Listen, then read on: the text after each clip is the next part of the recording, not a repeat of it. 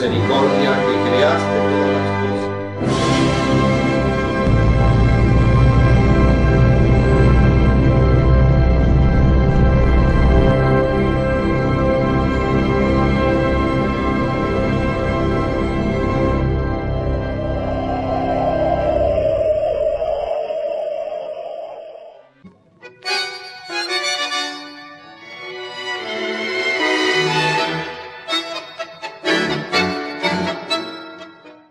En este bloque de Huellas vamos a hacer un repaso a un tema que es muy importante en la ciudad de San Francisco, un tema que hace a la cultura de la ciudad de San Francisco con una fuerte raigambre religiosa, específicamente con una fuerte raigambre católica. Y en ese crecimiento de la comunidad en términos generales, pero también en términos religiosos, llegó a un punto en el que se creó el obispado de la ciudad de San Francisco, o vamos a ver si es en realidad de la ciudad de San Francisco o si es de la región, la diócesis de San Francisco, pero que tiene una importancia regional importante. Bueno, sobre los 5 obispos que tuvo la diócesis de San Francisco y sobre los alcances de esta diócesis es que vamos a hablar y nos vamos a enterar seguramente de muchos detalles con Arturo. Arturo, ¿diócesis desde cuándo? Bueno, la diócesis de San Francisco del año 1961. Ahora esto llega, ¿no es cierto?, como ya hemos hablado muchas veces, desde los orígenes de la colonia de San Francisco, cuando la gente que viene a colonizar esta región y a poblar lo que ahora es San Francisco y nuestra zona, era la mayoría de una ferviente fe católica. Es inescindible en la historia de San Francisco la historia de la iglesia con la historia de la propia ciudad, ¿no? Por supuesto, porque acá desde el comienzo, incluso cuando todavía no estaban los templos construidos, como bien se señala en escritos, ¿no es cierto?, de historia, uno de ellos de un relato de Blas Casalis, por ejemplo, ¿no es cierto?, que es bien original, porque es de una de las familias primeras colonizadoras de nuestra región, ya señalaba que se buscaba a un cura, dice, en Villa Concepción del Tío, para que venga en algunos momentos a dar misa a la gente de esta región, y el altar se improvisaba con una jardinera, con lo que tenía. Y era al aire libre. Era al aire libre, debajo de algún árbol, en algún sitio un poco protegido. Mientras se organizaban para la primera iglesia es la de Plaza San Francisco, ¿no es cierto?, que data de 1888. 2 añitos después de la fundación. Exacto, pero para tenerla en 1888 quiere decir que inmediatamente empezó a organizarse. Los primeros colonizadores, una de las primeras actividades que emprendieron fue la de construir la iglesia. Y eso era al margen, digamos, de los aportes económicos que la iglesia podía hacer para construir un edificio. O sea que esos son aportes de los colonos. Propio, claro, eran colectas que se hacían en la época, seguro. Así que ese es el edificio original, primero, que incluso en principio estuvo puesto bajo la advocación de Santo Domingo, de Guzmán. Claro, sí señor, recuerdo que cuando vimos lo de Plaza San Francisco, vos comentaste ese tema.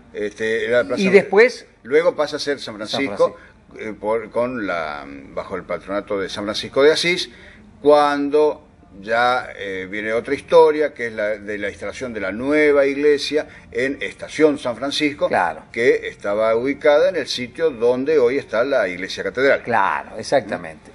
Bien, incluso la primera vez que San Francisco tiene parroquia es en Plaza San Francisco. Luego se traslada, porque acá había mucha más gente, mucho más fieles también, entonces se traslada la parroquia a Estación San Francisco. El crecimiento de la ciudad y por ende el crecimiento de la comunidad religiosa hicieron necesario en algún momento crear la diócesis. Claro, y hablamos de 100 años atrás, en 100 años atrás teníamos únicamente 3 templos religiosos católicos en San Francisco: el de Plaza San Francisco, la iglesia parroquial, que es donde está ahora la catedral, y la capilla del Hospital Iturraspe. Esos eran los 3 templos que había en la ciudad 100 años atrás. 100 años atrás. Luego, pero en los campos de la zona ya habían surgido, desde bastante antes, las capillas chacareras. Las capillas chacareras, que eran los lugares de culto de cada una de las familias por un agradecimiento a la Virgen, a algún santo en especial o lo que fuere, porque se encontraban ahora en una mejor situación en la tierra americana, ¿no es cierto? Entonces hacían esas pequeñas capillas, que eran unos templos muy chiquitos, donde generalmente todo lo que se hacía era celebrar la fiesta patronal, bajo la advocación que estaba ese pequeño templo. Ese pequeño templo. Y están, muchos de ellos están vigentes y están en incluso son visitados, ¿no? Son visitados y se explica la historia de ellos y todo. Son más que centenarios. Llega el año 1961, se crea la diócesis. La diócesis, territorialmente, ¿qué abarca? La diócesis de San Francisco abarca todo lo que es departamento San Justo. Completo. Una parte del departamento Río Segundo, que es la misma parte que muy antiguamente integraba una cuestión política e incluso en un momento dado lo que se llamó, ahora es la departamental San Justo de Policía, era la unidad regional 6. Claro. Esa unidad regional 6 tenía jurisdicción incluso sobre parte del departamento Río Segundo también. Claro.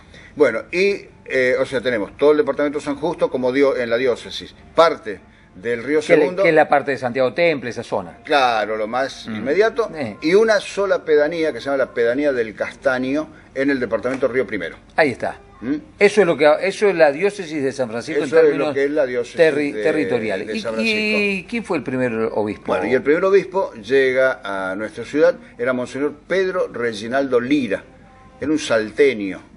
Una persona que llega, ¿no es cierto?, designada como obispo a San Francisco en una fiesta multitudinaria. Me imagino. Pablo VI era el... En ese momento era... No, Juan XXIII. Juan XXIII todavía. Juan XXIII. 1961. 1961, sí. Juan XXIII, Bien. hasta 1963 estuvo Juan XXIII. Bien. Te digo, fue una grandísima fiesta. Claro, me imagino. Con la presencia de todas las autoridades, se concentró mucho del acto en lo que era todavía, no estaba ni la plaza cívica, pero en este sector del centro es donde se concentró buena parte de la gente y donde se lo recibió. El obispo fue llevado hasta la iglesia Cristo Rey, también en ese momento, y luego en una gran caravana donde participaron todas las escuelas de San Francisco, y bueno, y la gente muy alborozada, no solamente de San Francisco, sino también de lo que era la diócesis. Claro. Venían de todo el departamento, fueron miles de personas que le dieron la bienvenida al obispo para que llegue hasta la entonces iglesia parroquial, que a partir de ese momento se convierte en catedral. Se convierte en catedral cuando tiene el obispo. Correcto. O sea, y escúchame, Arturo, ¿hasta cuándo estuvo? Sí, fue corto. Y tenés dos cosas. Una era que en la iglesia catedral, obviamente era la iglesia matriz para el obispo, pero cerca de ahí se compra una propiedad, que era una propiedad bastante señorial, que había sido de la familia Venturuzzi, de Enrique Venturuzzi, concretamente en calle Salta, donde se hace la sede del obispado. Claro, la sede ahí del tenían obispado. La vivienda del obispo más la oficina administrativa. La parte administrativa era esa, donde ahora está la sede de Cáritas. Claro. Claro. Hasta ahora la sede de Cáritas, eso era el obispado. Y después hay una segunda vivienda, la que está sobre eso ya Sáenz Peña. Es durante la administración de Monseñor Martini. Ah, bien. Eso durante la administración de Martini. Bueno, Lira, viniendo de una zona, digamos, muy distinta climáticamente a lo que era San Francisco, se siente afectado luego de unos años, ¿no es cierto?, de poco tiempo, ¿no?, en su salud. Y se va, él renuncia al cargo de obispo en San Francisco y pide, ¿no es cierto?, ser trasladado, se va de San Francisco, así que viene otro obispo que venía de la provincia de Buenos Aires, de la digamos que diócesis Monseñor Lira murió a los 90 y pico de años, hace poco tiempo. Sí, falleció en Salta. Bien. Que es el sitio natal de él. Viene Monseñor Herrera. Viene Monseñor Herrera, que era catamarqueño, pero también de la diócesis de 9 de Julio en la provincia de Buenos Aires. Fue el obispo que más tiempo estuvo en San Francisco ejerciendo, porque él llega en 1965 y está hasta 1989. Claro, 24, 25 años. Claro. La misión de Herrera fue, digamos, un poco la que más quedó marcada, precisamente por la duración también, la que más marca queda en la ciudad, en razón que es el obispo que a partir de su llegada aquí, él comienza a hacer una especie de misiones barriales, claro, e iba en todos los barrios, ¿no es cierto?, procurando que en cada uno de ellos se construya al menos alguna capilla. Claro. Hay que tener en cuenta que a la llegada de Herrera, en San Francisco había 8 iglesias ya. Claro. Teníamos 3 allá al principio, 100 años atrás. 100 años atrás. Como 50 años 1965, 5 más. 5 más. Entonces, a partir de él, ¿no es cierto?, comienza como que en cada barrio se comienzan a reunir vecinos, a reunir fondos, ¿no es cierto?, y son todos esfuerzos comunitarios. Claro.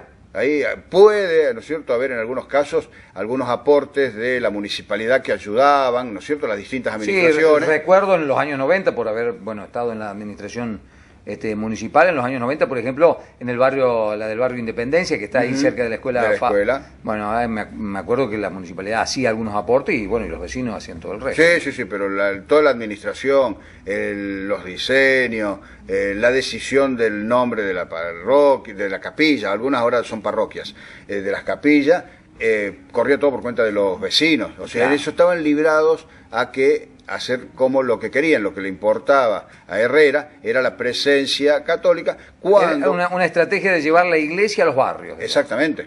Bueno, y lo consiguió con mucho éxito en razón de que hoy muchas de esas parroquias esas capillas son parroquias.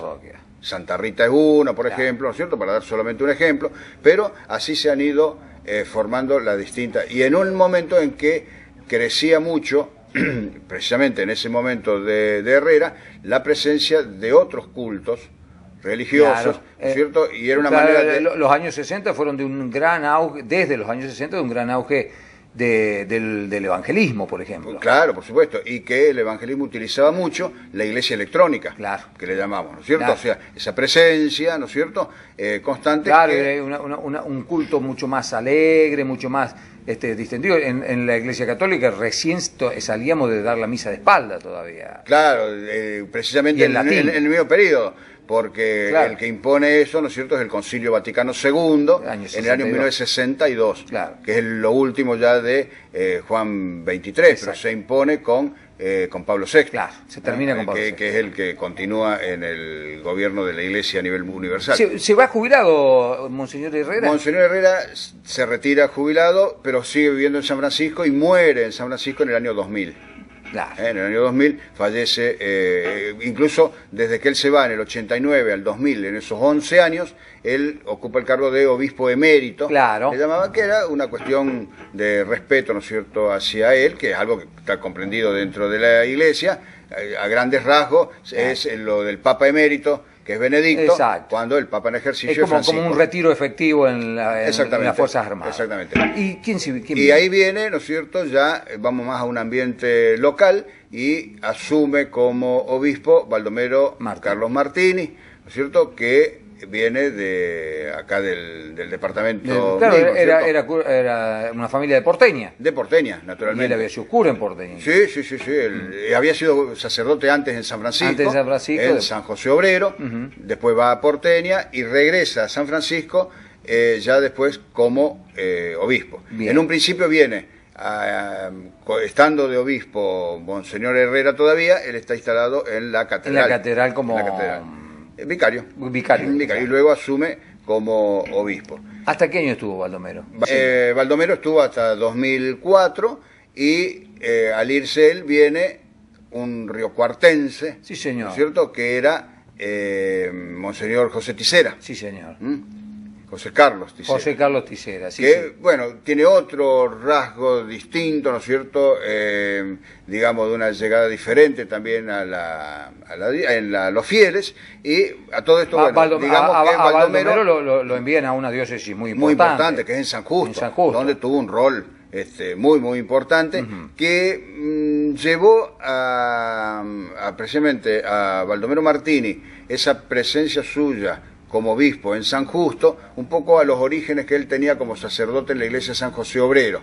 Una persona así muy preocupada por lo social, sí, señor. ¿No es cierto?, que en San Justo tuvo oportunidad otra vez de ejercerlo, ¿no? Sí, señor. Así que él tiene, bueno, el obispado de él en San Justo, hasta que este año, precisamente, en 2015, él pide, ¿no es cierto?, ya la jubilación. Y pasa a ser él también obispo emérito. Él se retira, viene a San Francisco. Claro. Y está viviendo actualmente otra vez en San Francisco, ya retirado completamente de de la vida religiosa, claro, muy activa. Si activa. él sigue, ¿no es cierto?, con toda la cuestión religiosa, de fe, pero no ejerciendo. Tisera se queda Tisera está en San Francisco 7 años. 7 años. Hasta el año 2011, en que también es enviado a la provincia de Buenos Aires, a la zona de Quilmes, claro, a la diócesis de Quilmes. O sea, vos ves que siempre hay una relación, o hubo una relación entre esa zona de o Buenos vienen Aires de Buenos y San Aires Francisco, o van para allá. O van para allá. Y después estuvimos, después de Tisera, durante 2 años sin un obispo nombrado. Entonces estaba el padre Daniel Cavallo administrando, ¿no es cierto?, la diócesis, y interinamente, y luego es designado por Benedicto XVI todavía, a principios de 2013, muy poquito antes de la asunción de Francisco como papa, es nombrado Sergio Buenanueva, que es mendocino. Mendocino, y que es nuestro actual obispo. Es nuestro actual obispo, y que tiene una característica en lo de él, de ser, digamos, una persona que tiene mucho interés en la difusión, en la opinión, e integra incluso ahora una de las comisiones en el Episcopado Nacional, en la última reunión del utiliza las Episcopado redes Nacional, sociales para comunicarse, utiliza mucho es las una redes, persona con presencia, claro, opina de temas políticos. Exactamente. Le ha dado una impronta especial claro, aprovechando, ¿no es cierto? Es decir, primero porque es una persona mucho más joven, sí, también, ¿no es cierto?, muy adaptada o muy actualizado a lo que son las tecnologías actuales. Pero hay que tener en cuenta que ya Juan Pablo II, en su momento, fue quien había bajado como una línea dentro de la Iglesia Católica para que se utilicen los medios, que se utilicen las redes, porque veía el potencial, y estamos hablando de muchos años atrás todavía, ¿no es cierto?, pero ¿cuál es el potencial de Internet? Para resumir, ¿no? ¿Cuál es el potencial de Internet? Y que la Iglesia debió utilizarlo para difundir su palabra. Se utiliza hoy en política y en economía a nivel mundial, pero de una manera impresionante. De una manera impresionante. No se puede quedar afuera de eso. No se puede, claro, exactamente, no se puede quedar afuera de esto. Y bueno, creemos, ¿no es cierto?, que el obispo actual, Sergio Buenanueva, está utilizando, ¿no es cierto?, estos elementos como una forma de difusión. Así como Herrera en su momento se encargó de poner en cada barrio al menos una capilla, que luego se convirtió en iglesia, y algunas ya son parroquias, a modo de difundir con lo que había 50 años atrás, con la presencia, ¿no es cierto?, se está haciendo ahora también a través de las redes, pero también está esa presencia en todos los barrios en la iglesia, teniendo en cuenta el pedido o el mensaje que hace Francisco a los sacerdotes de la presencia física. Sí, señor. Bien, interesantísimo la historia de la iglesia, que forma parte de la historia inescindible, parte de la historia de la ciudad de San Francisco, en este repaso por los 5 obispados que hemos tenido en la ciudad desde el año 1965. Hasta aquí llegamos con este tema.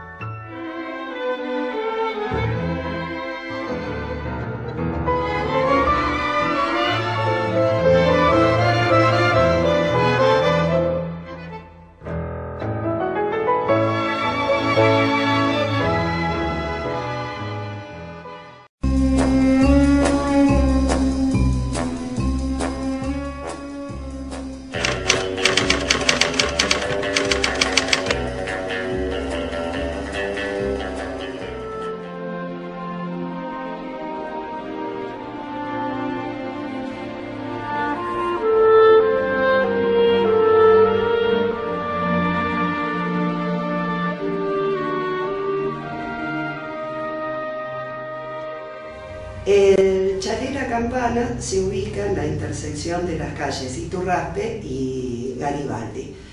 Originalmente fue el hogar que decidieron hacer en San Francisco los hermanos Peverel, oriundos de Quebracho Herrado, que al vender su campo construyen la casa.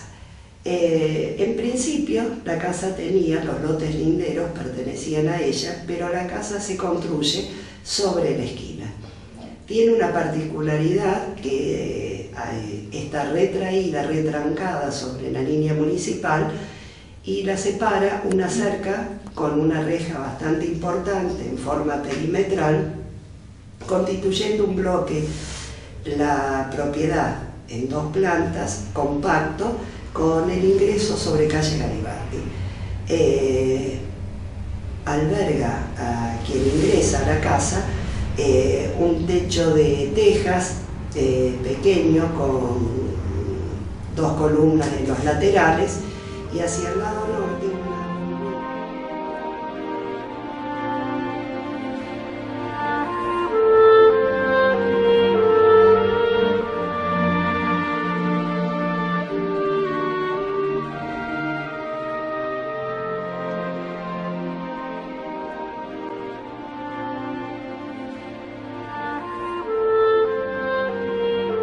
de forma preferencial. En la planta alta se ubican los dormitorios y la gran característica del chalet La Campana, y por eso se lo reconoce, un mirador octogonal que estaba sobre la esquina.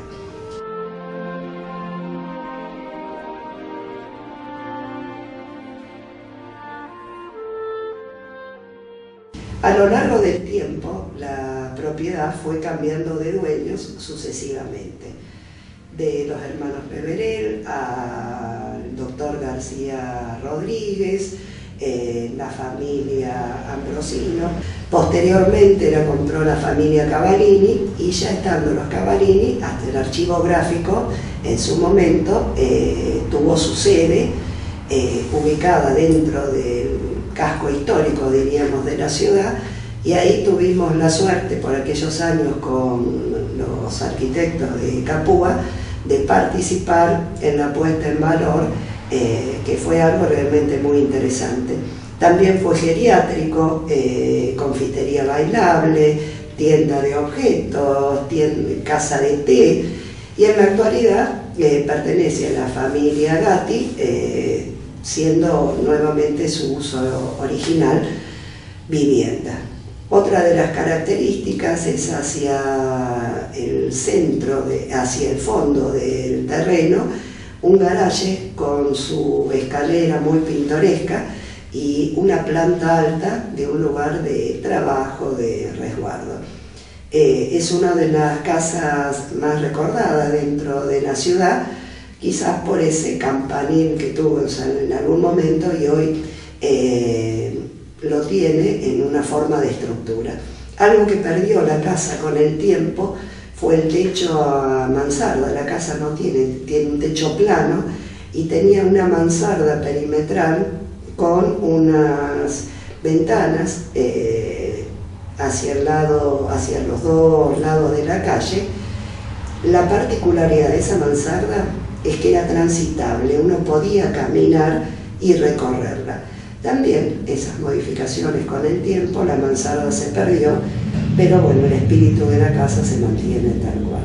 Son las casas que hacen la historia de la ciudad y que uno cuanto más la transita, la recorre, va viendo la evolución, hace que sean aquellas propiedades que a uno les gustaría guardar de por vida, no solo en la memoria, sino en el tiempo.